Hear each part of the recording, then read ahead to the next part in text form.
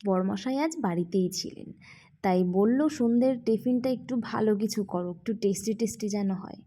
তাই ভাবলাম যেহেতু বাড়িতে চিকেন রয়েছে তো চিকেন দিয়েই কিছু একটা বানানো যাক। আমি এখানে চিকেন পকোড়া করব। মাংসটা আমি ছোটো ছোটো পিস করে কেটে ভালো করে ধুয়ে নিয়েছি। তারপর তোমরা দেখতেই পাচ্ছ আমি লবণ দিয়ে দিয়েছি, এরপর আমি হলুদ গুঁড়ো দিয়ে দিচ্ছি। তারপরে কিন্তু আমি কাশ্মীরি লঙ্কার গুঁড়োটাও এটার সাথে অ্যাড করব। আর আমার ঘরে যা যা ছিল আমি সেগুলো দিয়ে বানানোর চেষ্টা করেছি। তারপর কিন্তু আমি এখানে অল্প গরম মশলা গুঁড়ো দিয়ে দিলাম, আর এখন দিচ্ছি চাট মশলা। তাছাড়া এটার মধ্যে কিন্তু আমি কস্তুরি মেথিও অ্যাড করব, ফ্লেভারটা কিন্তু খুব ভালো আসবে। দেখতেই পাচ্ছ আমি এখন কস্তুরি মেথি দিয়ে দিলাম অল্প করে। আর এরপর আমি এটার মধ্যে দিয়ে দেব বেসন।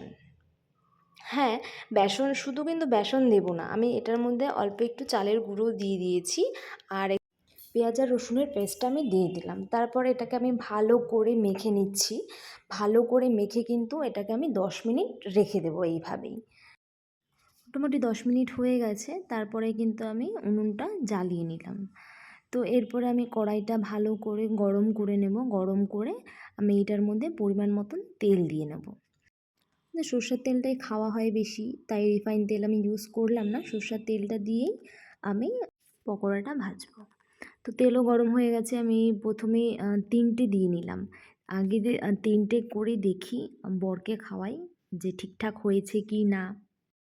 তোমরা দেখতেই পাচ্ছ মোটামুটি হয়েই গেছে, যে 3টে আমি দিয়েছিলাম তো বরকে টেস্ট করাবো বলে।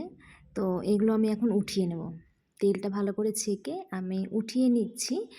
উঠিয়ে এবার কিন্তু আমি বরের কাছে যাব, দেখি বর কি বলে, যে সব কিছু ঠিকঠাক আছে কি না। আমি এখনও টেস্ট করিনি, তো ওকে দিয়েই আগে টেস্ট করাবো। তো যাচ্ছি, দেখা যাক কি বলে।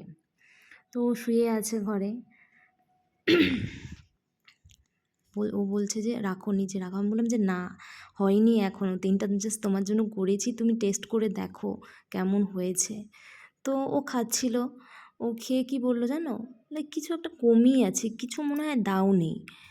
আমি বললাম কি দিইনি একটু মনে করি। বলছে এমনি ঠিক আছে কিন্তু কিছু দাওনি। তারপরে মনে পড়লো হ্যাঁ আমি তো লেবুর রস দিতে ভুলে গেছি। তো তাড়াতাড়ি করে এসে আমি লেবুর রসটা দিয়ে আবার ভালো করে কিন্তু মেখে নিলাম। মেখে এরপরে আমি সব কটা একবারে ভেজে নেব। তেল তো গরমই ছিল, এরপর আমি দিয়ে দিলাম মাংসগুলো তেলের মধ্যে। তো এরপর আমি একবারে মোটামুটি সব ভেজে নেবো, যেহেতু বেশি একটা নেই, কারণ আমি একটা দুটো খাবো আর ওই সব খাবে, তাই আমি অল্প করেই করেছি, বেশি করিনি। তো দেখো ভাজাও হয়ে গেছে, এবার আমি সবগুলো নিয়ে বরের কাছে যাচ্ছি। এবার লাস্ট দেখি এবার কি বলে, যে সব কিছু ঠিকঠাক আছে কি না। তাই ওকে আমি আগে একটা টেস্ট করালাম।